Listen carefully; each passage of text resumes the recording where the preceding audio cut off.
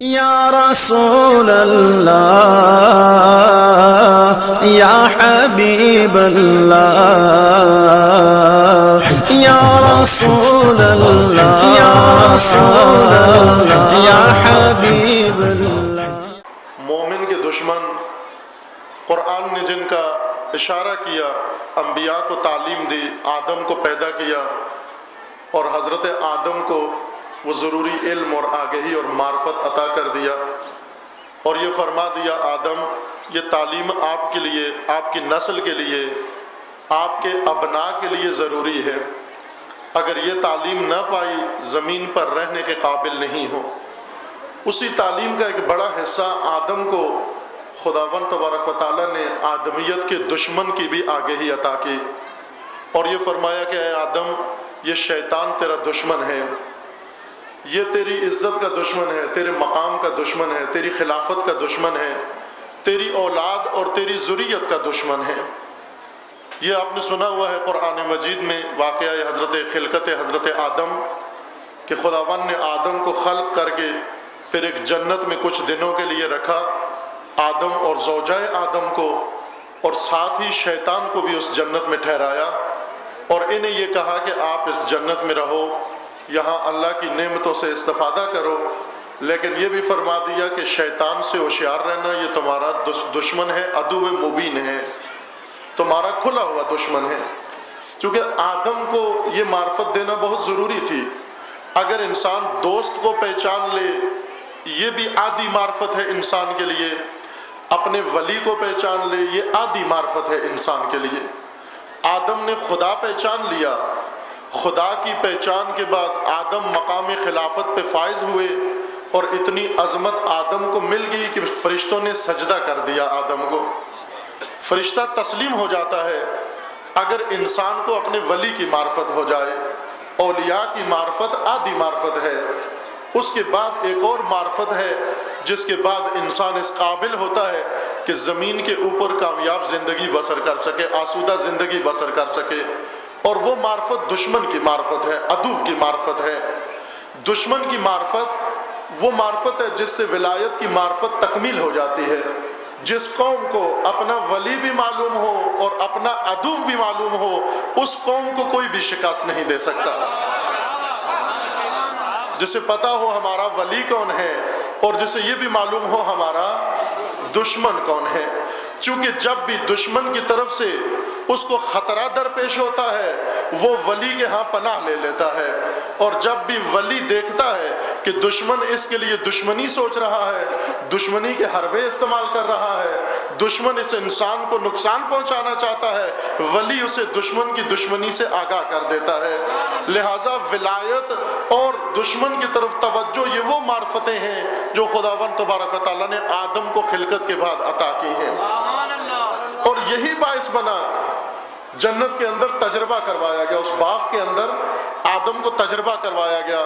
آدم فقط دشمن کا نام سن لینا کافی نہیں ہے، دشمن کو دیکھنا بھی تیرے لیے ضروری ہے، اور دشمن کو دیکھ لینا ہی کافی نہیں ہے بلکہ دشمن کی دشمنی کو سمجھنا بھی تیرے لیے ضروری ہے، اور صرف دشمنی کو مشاہدہ کرنا ہی کافی نہیں ہے، اس کے دشمنی کے طریقہ کار کو سمجھنا بھی تیرے لیے ضروری ہے۔ اس لیے خداوند تبارک و تعالیٰ نے ایک درخت وہاں پر پیدا کیا اور آدم کو کہا کہ اس کے قریب نہ جانا، اس کے قریب نہ جانا، یہی بتانے کے لیے کہ آدم دیکھ دشمن کس طرح تیرے اوپر واردات کرتا ہے۔ اگر تجھے دشمن کی واردات کا علم ہو گیا تو کبھی بھی دشمن کے ہاتھوں شکست نہیں کھائے گا۔ لا تقربا هذه الشجرہ، اس درخت کے قریب نہ جانا۔ دشمن نے آ کر اسی ممنوع درخت کو، خدا نے کہا تھا اے آدم اس درخت کے قریب نہ جانا، آدم کے دشمن نے دشمنی کی آدم کے ساتھ اور اسی ممنوع درخت کو کہا بڑا پرکشش درخت ہے، آدم تو اس جنت میں کوئی اور درخت کھا یا نہ کھا یہ درخت ضرور تو نے کھانا ہے۔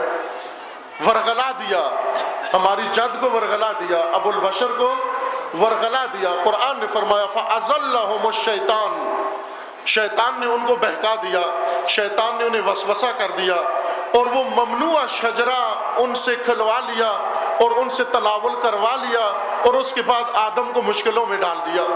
یہ تجربہ تھا جو اس جنت کے اندر آدم کو کرنا پڑا، اور یہ ضروری بھی تھا۔ لہٰذا جب زمین پر آدم اترے تو اب شیطان نے جتنے جتن کیے آدم کو بہکانے میں کامیاب نہیں ہو سکا۔ کیوں نہیں ہو سکا؟ اس لیے کہ اب آدم دشمن کو بھی پہچان چکے تھے، اس کی دشمنی کے حربے کو بھی پہچان چکے تھے، اور اس کے پرکشش نعروں کو بھی پہچان چکے تھے، اور اس کے جھوٹے وعدوں کو بھی پہچان چکے تھے، اور اس کے اوپر نقاب چڑھی ہوئی بھی پہچان چکے تھے، اور اس نقاب کے نیچے چھپے ہوئے مکروہ چہرے کو بھی پہچان چکے تھے۔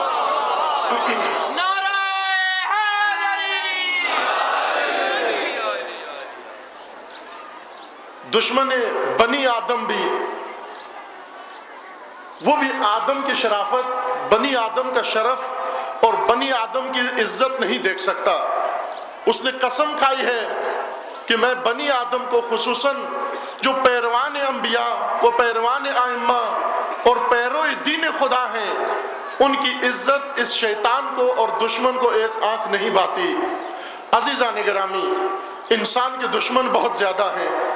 ان دشمنوں سے غفلت انسان کی سب سے بڑا کوتاہی ہے۔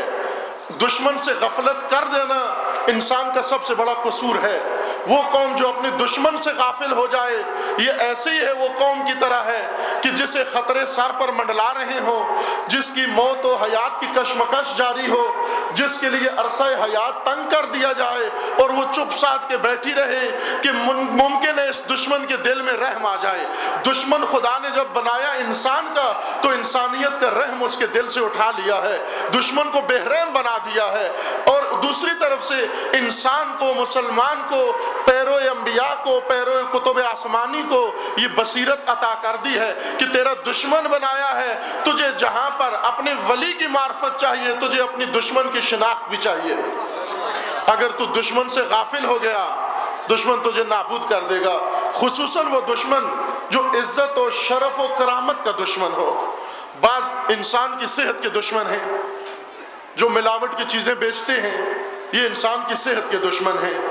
بعض ایسے ہیں جو انسان کے مال و ثروت کے دشمن ہیں، جو لوٹ لیتے ہیں، مال و دولت لوٹ لیتے ہیں۔ بعض ایسے ہیں جو انسان کے اموال کے دشمن ہیں، بعض ایسے ہیں جو انسان کی کسی اور نعمت کے دشمن ہیں۔ لیکن ایک دشمن انسان کا ایسا بھی موجود ہے جو انسان کی عزت و کرامت و شرافت کا دشمن ہے، جو انسان کو فقط ذلیل دیکھنا چاہتا ہے۔ شیطان وہ دشمن ہے جو انسان کی کرامت و شرافت نہیں دیکھ سکتا۔ خداوند تبارک و تعالیٰ نے تمام انسانوں کو کرامت و شرافت عطا کی ہے، لیکن خصوصیت کے نام ساتھ یہ فرمایا ہے کہ یہ کرامت مخصوص خدا نے مومنین کو عطا کی ہے۔ ان العزت للہ وللرسول وللمؤمنین۔ یاد رکھنا کہ عزیز خدا ہے، عزت اللہ کے لیے ہے، عزت رسول کے لیے ہے، اور عزت اس رسول کے پیروکار مومنین کے لیے ہے۔ اور دوسری طرف سے اس عزت کا دشمن بھی موجود ہے۔ دشمن سے غفلت نہیں کرنی۔ دشمن سے غفلت موت کے مترادف ہے، ہلاکت کے مترادف ہے۔ بنی آدم کے لیے بھی خداوند تبارک و تعالیٰ نے شجرہ ممنوعہ بنایا، فرمایا کہ ہم نے تمہیں اس زمین پہ اتارا، اس معاشرے میں اتارا، تمہارے لیے اس معاشرے کو ہم نے جنت بنا دیا۔ جنت کا سامان یہ ہے کہ ہم نے تمہارے لیے انبیاء مبعوث کیے، ہم نے تمہارے اندر کتب آسمانی نازل کی، ہم نے تمہارے لیے ائمہ منصوب کیے، ہم نے تمہارے لیے معصوم ہستیاں انتخاب کی، اور ان معصوم ہستیوں کے ذریعے تمہیں ہدایت دی تاکہ ان کی ہدایت کے مطابق، ان کے دین کے مطابق اور آسمانی کتابوں کے مطابق اور ائمہ کی تعلیمات کے مطابق زندگی بسر کرو۔ اگر تم ائمہ کی تعلیمات کے اندر زندگی بسر کرو، تمہاری گلیاں جنت کی گلیاں ہو جائیں گی، تمہارے شہر جنت کے شہر ہو جائیں گے، تمہارے گھر جنت کے گھر ہو جائیں گے، تمہارا ماحول جنت کا ماحول ہو جائے گا۔ لیکن انسان کی اس آسائش اور انسان کی اس عزت اور انسان کی آسودگی اور آرام کا دشمن بھی موجود ہے۔ آپ کو اس زندگی میں خلق کر کے، زمین پر خلق کر کے خدا نے ہماری ہدایت کے لیے اتنا عظیم اہتمام کیا، اور ساتھ یہ بھی فرما دیا کہ شجرہ ممنوعہ بھی موجود ہے۔ جس طرح آدم کو کہا تھا، اے آدم لا تقربا ہذہ الشجرہ، تم دونوں اس درخت کے قریب نہ جانا، فتکونا من الظالمین، ورنہ تم ظالم بن جاؤ گے۔ اسی طرح اولاد آدم کو اور پیروان انبیاء کو اور پیروان قرآن کو بھی یہ کہا کہ تم جنتی ہو سکتے ہو، تمہاری دنیا بھی جنت ہو جائے گی، تمہاری آخرت بھی جنت ہو جائے گی، لیکن اس کی شرط یہ ہے کہ ایک ممنوع درخت کے قریب نہ جانا۔ وہ ممنوع درخت کون سا ہے؟ وہ تفرقہ ہے۔ وَاعْتَصِمُوا بِحَبْلِ اللَّهِ جَمِيعًا وَلَا تَفَرَّقُوا، اللہ کی رسی کو مضبوطی سے تھام لو اور آپس میں کبھی تفرقہ نہ کرنا۔ ہماری دستگاہ کربلا کربلا، حق کا سیدھا راستہ کربلا کربلا، حق کا سیدھا راستہ کربلا کربلا، نعرہ حیدری یا علی یا علی یا علی مدد حق ہے۔ یہ تفرقہ شجرہ ممنوعہ قرار دیا۔ اللہ کی رسی کو مضبوطی سے تھام لو، اللہ کی رسی کو تھام لو، اپنی اپنی رسیاں نہ بناؤ، اللہ کی رسی پہ جھگڑا نہ کرو، اللہ کی رسی پہ قبضہ نہ کرو، اللہ کی رسی کو تھام لو سب مل کر۔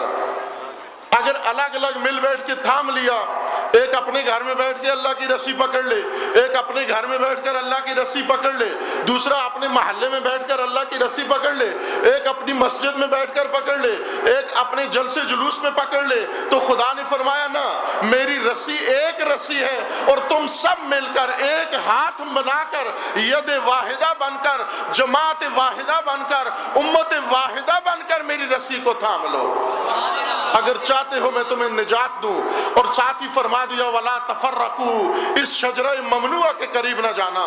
یہ شجرہ ممنوعہ تمہیں رسوا کر دے گا، یہ شجرہ ممنوعہ تمہیں اگر کھا لیا تم نے، یہ تمہیں کمزور کر دے گا، یہ تمہارے لیے جنت کو جہنم بنا دے گا، یہ تمہارے چین چھین لے گا، یہ تمہاری امنیت چھین لے گا، یہ تمہاری سلامتی چھین لے گا۔ اور یہ خیال رکھنا کہ تمہارے باپ آدم کا ایک دشمن تھا، لیکن اولاد آدم کے ہزاروں دشمن موجود ہیں۔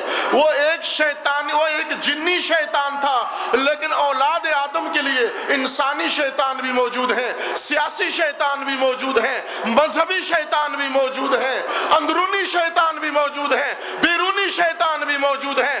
تو جس قوم کے اتنے زیادہ شیطان آ کر گھیر لیں اس کو، اور اس شجرہ ممنوعہ کو پرکشش بنا کے اس کے لیے رکھ دیں، اور اولاد آدم کو دعوت دیں کہ یہ شجرہ کھا تو جنت میں جائے گا۔